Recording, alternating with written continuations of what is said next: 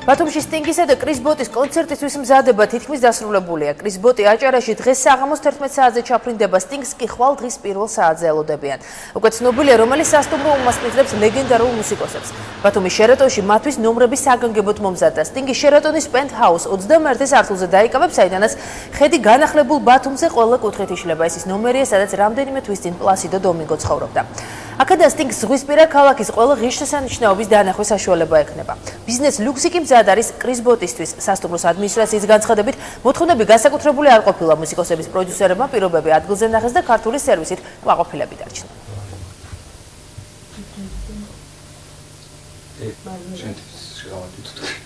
განსაკუთრებული მოთხოვნები არ ყოფილა.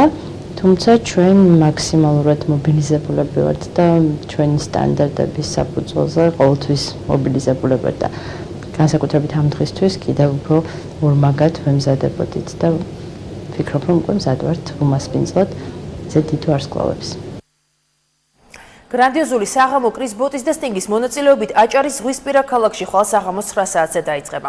სცენის და სპეციალური განათების მონტაჟი თითქმის დასრულებულია. ამ წუთებში კულისების მოწყობა მიმდინარეობს. ტექნიკურ გამართულობაზე გერმანულმა სპეციალისტებმა იზრუნეს და ამისათვის საგანგებოდ გერმანიიდან აპარატურაც ჩამოიტანეს. კრის ბოტს და სტინგს პირველად აკომპანირებას საქართველოს სახელმწიფო სიმფონიური ორკესტრი გაუწევს. ერთობლივი რეპეტიციები პიაცას მოედანზე ხვალ დილით დაიწყება. კაცსაც არის განსაზღვრული მაყურებელთა რაოდენობა, კონცერტს 2500 ადამიანი დაესწრება და უბილეთო მსურველებზე სოლიდური ჯარიმაც დაწესდება.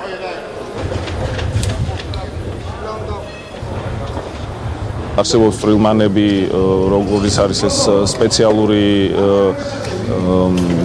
მიკროფონები განსაკუთრებით, აი აქ ყველა მარშლავს და მომღერალს თავისი სურვილები და წარმოდგენა აქვს, რას არის შეჩვეული, რა ურჩევნია და აგრეთვე მათ ტექნიკურ პერსონალს აქვს ხოლმე ხშირად სურვილი რაიმე სხვა მიქსერზე მუშაობის, მაგრამ ეს არ არის პრობლემა. კრის ბოტი სიმფონიურ ორკესტრთან ერთად არასდროს არ ყოფილა ევროპაში და პირველად არის ესეთი კონცერტი და პლუს სტინგთან ერთად ხო საერთოდ, მოკლედ ესეთი დიდი პრემიერა, რომელიც ალბათ იმდენად წარმატებული იქნება ეს პროექტი, რომ შემდეგ თვითონ კრის ბოტის მენეჯმენტის და სტინგის მენეჯმენტის დაფიქსდებიან და ალბათ შეიძლება ევროპის ან მსოფლიო ტურის კი დაიგეგმოს ალბათ 2012-ში ან 2013-ში. 5-6 საათზე უკვე ერთობლივი დიდი რეპეტიცია იქნება, შემდეგ 9-ზე კონცერტი.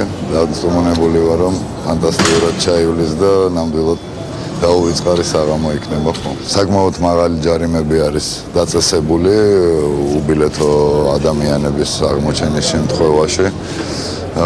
3 კაცი ჩამოდის არტისტების მენეჯმენტთან ერთად.